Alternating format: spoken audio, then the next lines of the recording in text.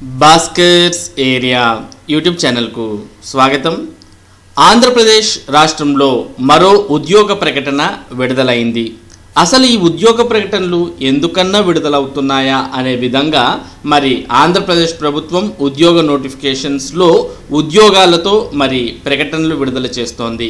ఒక పక్క 99 polytechnic lecturers, 38 DYEO, 21 AEE engineer ఉద్యోగాలతో పాటు ఇప్పుడు 47 జూనియర్ లెక్చరర్ ఉద్యోగాల భర్తీకి మరో నోటిఫికేషన్ విడుదల చేయడం జరిగింది.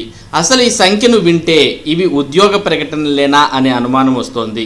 మరి 21, 47, తర్వాత 38 ఈ సంఖ్యలు వింటే మరి దాదాపుగా 5 సంవత్సరాల తర్వాత విడుదలవుతున్నటువంటి ఉద్యోగ నోటిఫికేషన్స్లో ఉండాల్సినటువంటి పోస్టుల సంఖ్యనా అనే అనుమానం మరి రాక తప్ప.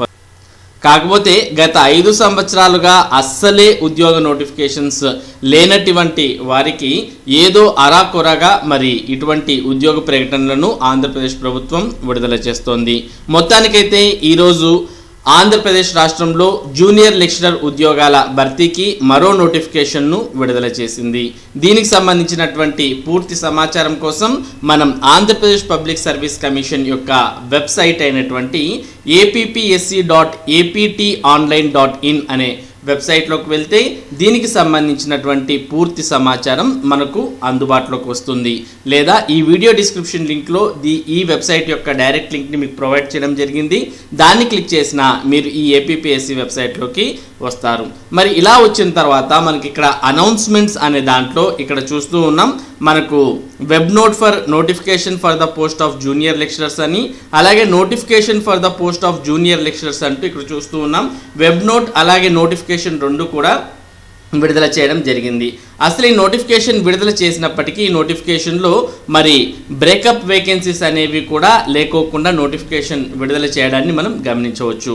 మొదటగా జూనియర్ లెక్చరర్స్కు సంబంధించిన వెబ్ నోట్ అనేది చూసినట్టయితే ఇక్కడ క్లిక్ హియర్ అని క్లిక్ చేయగానే మనకు ఒక పీడిఎఫ్ ఫార్మాట్లో వెబ్ నోట్ అనేది ఈ విధంగా కనిపిస్తుంది.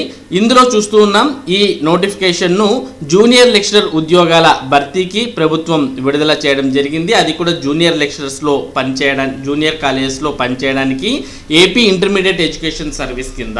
కాకపోతే ఇది లిమిటెడ్ రిక్రూట్మెంట్ అంటూ ఇక్కడ పేర్కొనడాన్ని బట్టి మనకు చాలా తక్కువ సంఖ్యలోనే ఈ ఉద్యోగాలు ఉన్నాయి. అవి కూడా క్యారీ ఫార్వర్డ్ పోస్టులు, అంటే గతంలో విడుదలైనటువంటి నోటిఫికేషన్స్లో భర్తీ కాకుండా మిగిలిపోయినటువంటి పోస్టులను మరి ఇప్పుడు క్యారీ ఫార్వర్డ్ చేస్తూ మరో కొత్త నోటిఫికేషన్ విడుదల చేయడం జరిగింది. ఈ నోటిఫికేషన్ ద్వారా ప్రభుత్వం 47 జూనియర్ లెక్చరర్ ఉద్యోగాలను భర్తీ చేయబోతోంది. ఈ 47 జూనియర్ లెక్చరర్ ఉద్యోగాలకు అప్లై చేసుకోవడానికి జనవరి 31, 2024 నుండి ఫిబ్రవరి 20, 2024 అర్ధరాత్రి వరకు సమయం అనేది కేటాయించడం జరిగింది. కాబట్టి దీనికి సంబంధించిన మరింత సమాచారం అయితే అలాగే బ్రేకప్ వేకెన్సీస్ అనేవి జనవరి 31, 2024 కల్లా మరి ఏపీపీఎస్సీ వెబ్సైట్లో అందుబాటులో ఉంటాయి అనే సమాచారాన్ని కూడా ఈ వెబ్ నోట్లో పేర్కొనడాన్ని మనం చూస్తున్నాం. అంటే బ్రేకప్ వేకెన్సీస్ అంటే ఏ కేటగిరీకి ఏ పోస్ట్ కేటాయించడం జరిగింది, అలాగే స్కేల్ ఆఫ్ పే మరి సెలెక్ట్ అయితే ఎంత జీతం చెల్లిస్తారు, అలాగే ఏజ్ ఎంత ఉన్నటువంటి వారు దీనికి దరఖాస్తు చేసుకోవచ్చు, ఇక కమ్యూనిటీ, ఎడ్యుకేషనల్ క్వాలిఫికేషన్స్ ఇటువంటి మరింత సమాచారాన్ని మరి ఏపీపీఎస్సీ వెబ్సైట్లో త్వరలోనే తెలియజేస్తాం అంటూ ఇందులో పేర్కొనడం జరిగింది. తర్వాత the eligible candidates may apply online after satisfying themselves as per the terms and conditions అంటూ ఇవ్వడం జరిగింది. కాబట్టి ఎవరైతే అర్హత ఆసక్తి ఉంటుందో అటువంటి వారు ఏపీపీఎస్సీ వెబ్సైట్లో మరి మీరు లాగిన్ అవ్వడం ద్వారా ఫస్ట్ ఓటీపీఆర్ కంప్లీట్ చేసి తర్వాత లాగిన్ అవ్వడం ద్వారా మీరు ఈ ఉద్యోగాలకు దరఖాస్తు చేసుకోవచ్చు. ఇక మనం జూనియర్ లెక్చరర్స్కు సంబంధించిన నోటిఫికేషన్లోని వివరాలు చూడాలి అనుకుంటే ఇక్కడ నోటిఫికేషన్కి ఎదురుగా ఉన్నటువంటి క్లిక్ హియర్ అనే ఆప్షన్ని క్లిక్ చేయాలి. ఎప్పుడైతే మనం క్లిక్ హియర్ అనే ఆప్షన్ క్లిక్ చేస్తామో అప్పుడు నోటిఫికేషన్ మనకు ఓపెన్ అవుతుంది పీడిఎఫ్ ఫార్మాట్లో. ఈ నోటిఫికేషన్ మొత్తం 30 పేజెస్లో ఉండడాన్ని చూడవచ్చు. ఈ 30 పేజెస్లో కూడా చాలా వరకు ఆల్ సబ్జెక్ట్స్కు సంబంధించిన సిలబస్ వివరాలే ఎక్కువగా ఉన్నాయి. మరి పరీక్షకు సంబంధించిన కంప్లీట్ డీటెయిల్స్ అయితే ఇంకా నోటిఫికేషన్లో విడుదల చేయలేదు.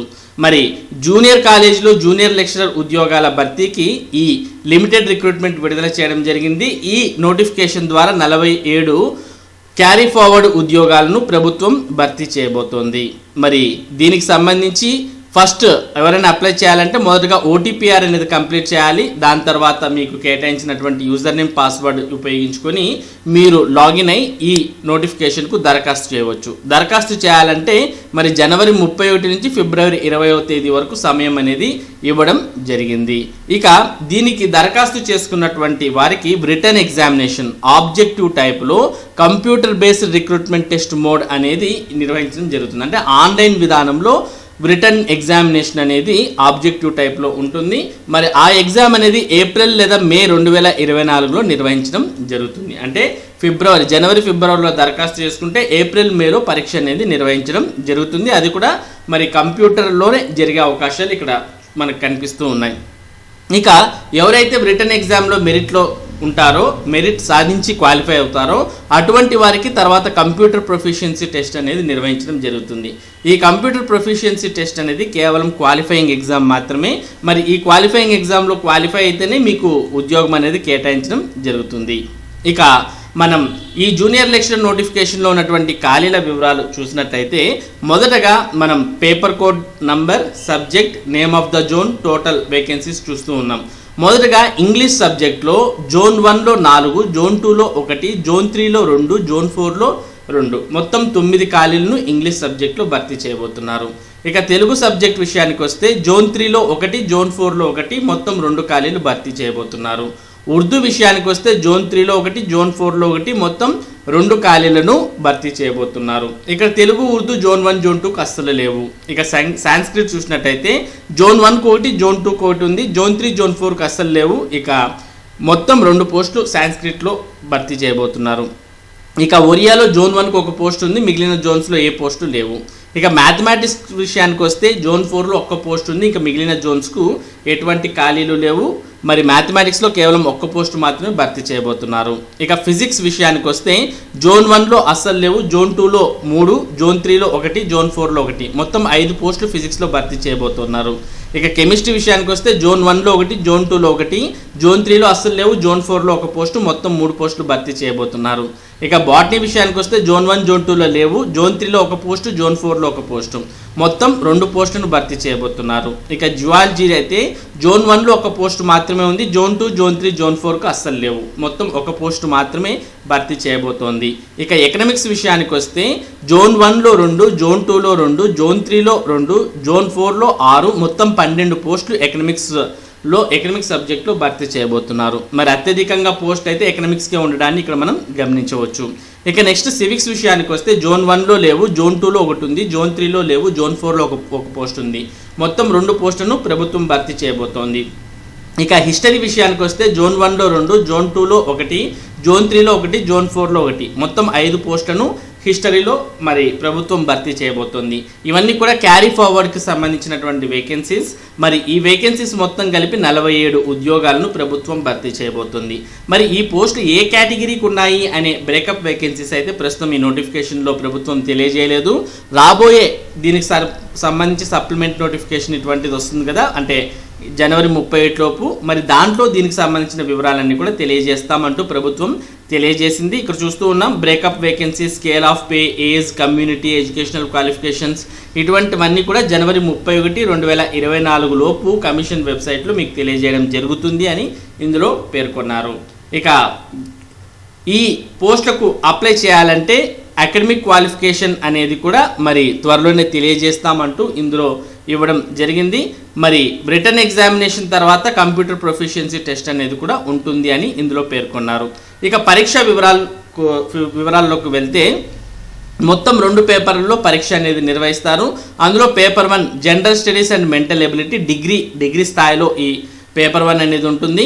150 ప్రశ్నలు, 150 మార్కులకు 150 నిమిషాల్లో మొదటి పేపర్ ఉంటుంది.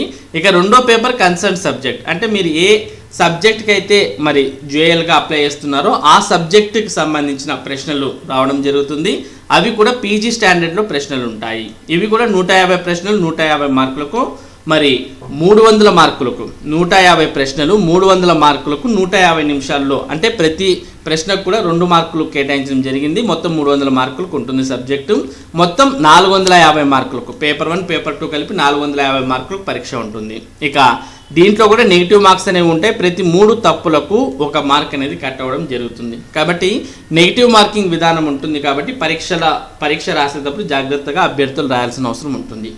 ఇక the candidate have to write paper 2 examination in the subject relevant to the post code applied studied at PG level అని PG level 1 from the following అని అనడం జరిగింది. అంటే మీరు ఏ పీజీకి అయితే చదివి ఉంటారో ఆ పీజీ ప్రకారం మీరు జేఎల్కి అప్లై చేయవచ్చు. దానికి సంబంధించిన సబ్జెక్ట్ కోడ్స్ కూడా ఇక్కడ ఇవ్వడం జరిగింది. 1 English, 2 Telugu, 3 Urdu, 4 Sanskrit, 5 Oriya, 6 mathematics, 7 physics, 8 chemistry, 9 botany, 10 zoology, 11 economics, 12 civics, 13 history అని ఇవ్వడం జరిగింది. ఇక ఈ పేపర్స్కు సంబంధించిన సిలబస్లు కూడా పేపర్ 1, పేపర్ 2 సబ్జెక్ట్ వైజ్గా సిలబస్లు కూడా మరి ఇదే నోటిఫికేషన్లో ఇవ్వడం జరిగింది. First paper 1 general studies and mental ability చూస్తున్నాం. Almost general studies and mental ability topics అన్ని కూడా సేమ్గానే ఉన్నాయి. కాకపోతే స్టాండర్డ్ ఇక్కడ డిగ్రీ స్టాండర్డ్లో వీటి నుంచి ప్రశ్నలు అనేవి ఇవ్వడం జరుగుతుంది అని ఇందులో పేర్కొన్నారు. ఇక పేపర్ 2 విషయానికి వస్తే ఏ సబ్జెక్ట్ వారు ఆ సబ్జెక్ట్కి సంబంధించిన సిలబస్ను ఇందులో చూసుకోవచ్చు. ఇక్కడ చూస్తూ ఉన్నాం మనం ఇంగ్లీష్, తర్వాత తెలుగు సంబంధించిన సిలబస్, ఇక ఉర్దూకు సంబంధించిన సిలబస్, నెక్స్ట్ సాంస్క్రిట్కు సంబంధించిన సిలబస్, తర్వాత ఒరియాకు సంబంధించిన సిలబస్, తర్వాత మ్యాథమెటిక్స్కు సంబంధించినటువంటి సిలబస్, నెక్స్ట్ ఫిజిక్స్కు సంబంధించిన సిలబస్, తర్వాత కెమిస్ట్రీకి సంబంధించినటువంటి సిలబస్, ఇక నెక్స్ట్ బాటనీకి సంబంధించిన సిలబస్, దీని తర్వాత జువాలజీకి సంబంధించిన సిలబస్,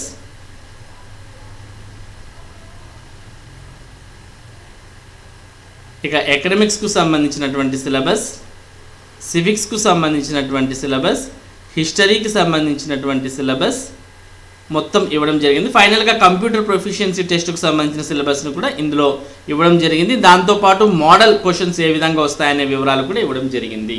మరి ఈ సిలబస్తో సహా ఈ నోటిఫికేషన్ మీరు డౌన్లోడ్ చేసుకోవాలంటే ఈ వీడియో డిస్క్రిప్షన్ లింక్లో డైరెక్ట్ లింక్ ఇవ్వడం జరిగింది. దాన్ని క్లిక్ చేయడం ద్వారా ఈ నోటిఫికేషన్ను మీరు డౌన్లోడ్ చేసుకోవచ్చు. మరి ఇది ఏపీపీఎస్సీ ఈరోజు విడుదల చేసినటువంటి జూనియర్ లెక్చరర్ మొత్తం 47 జేఎల్ ఉద్యోగాలకు సంబంధించిన నోటిఫికేషన్కు సంబంధించిన సమాచారం. ఇటువంటి ముఖ్యమైన సమాచారం, ముఖ్యంగా విద్య మరియు ఉద్యోగ సంబంధిత సమాచారాన్ని భాస్కర్స్ ఏరియా మీకు అందిస్తూ ఉంటుంది. మరి ఈ సమాచారం మీరు మిస్ కాకుండా పొందడానికి మన భాస్కర్స్ ఏరియా యూట్యూబ్ ఛానల్కు సబ్స్క్రైబ్ అవ్వండి.